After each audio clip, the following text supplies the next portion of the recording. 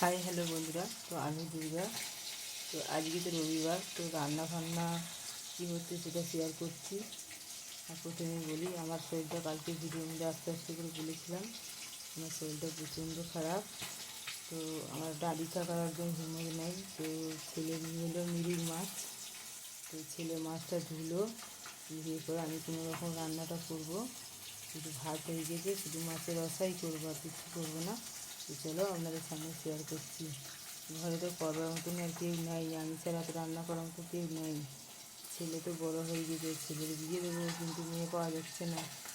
তো চলো তোমাদের সামনে শেয়ার করছি ভিডিওটা।